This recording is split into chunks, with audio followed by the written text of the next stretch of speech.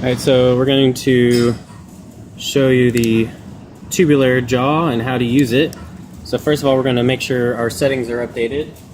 In your software, when the software is connected to the machine and you have motion board detected, we're going to go to File, Setup, and under Jaw 1 Tracer on the calibration X1, whatever you have there, change it to 1400.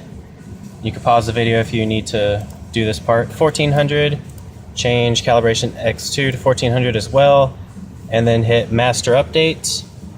It'll probably take a moment to update, and you'll press OK, and then File, Exit. Once that's done, we'll go over here, and you'll take your old jaw off by make sure the tip and shoulder stop for the jaw 2 out of the way, and unscrew the red T-knob and slide the jaw off.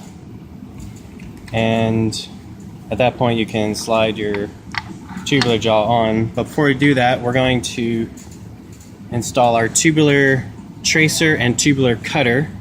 So to install the cutter, you hold down the spindle stop button and unscrew the red knob at the top. Red knob at the top. Showing that? Okay. Call it.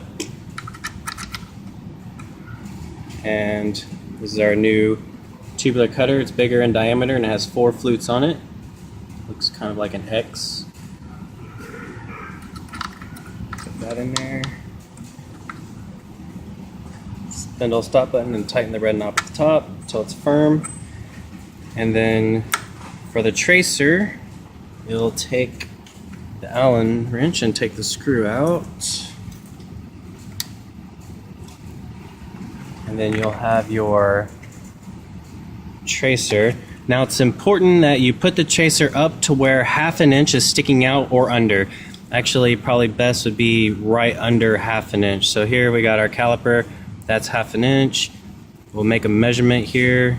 Best thing to do would be to make a measurement and then to put a little mark there. See how I have a little black mark there on my tracer tip? And so right now I have that mark right at 1/2 inch. I'm going to put it up right a little bit past that mark to where it's just under 1/2 inch sticking out. Loosen the screw a little bit more.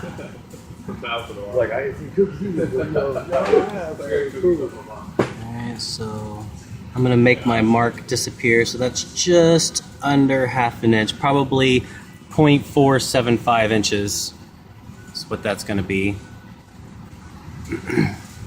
Alright, and then we've got our tubular jaw here that will slide onto the table.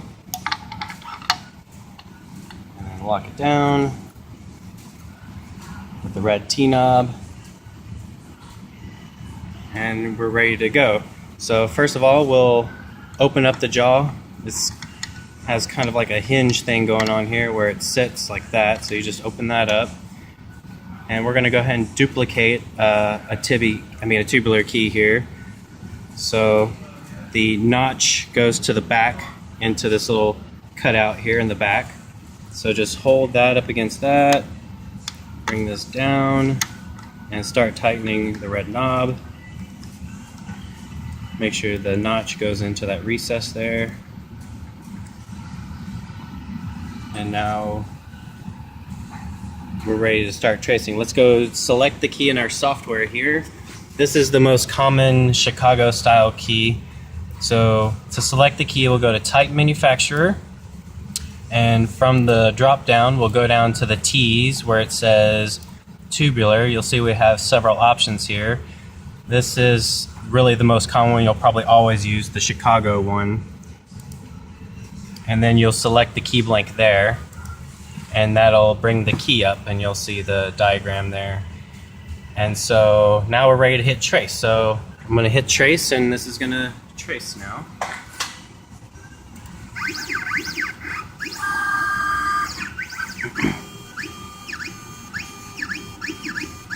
That's what it should look like when it does it, and then it should hit the top, and then it'll go down and trace it out.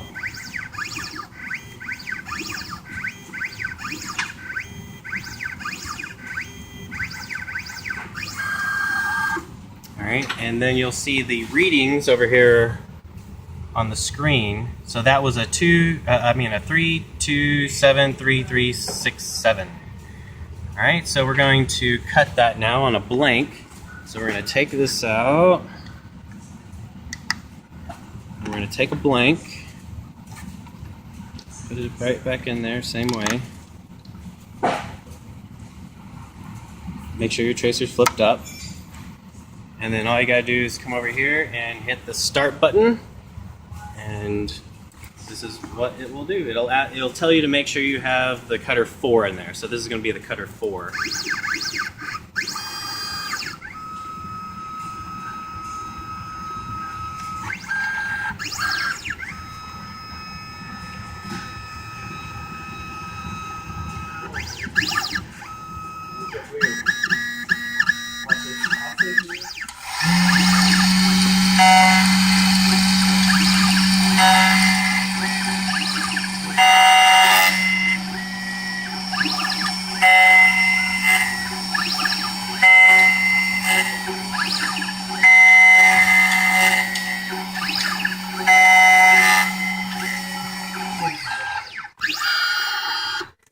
We'll go ahead and take that out.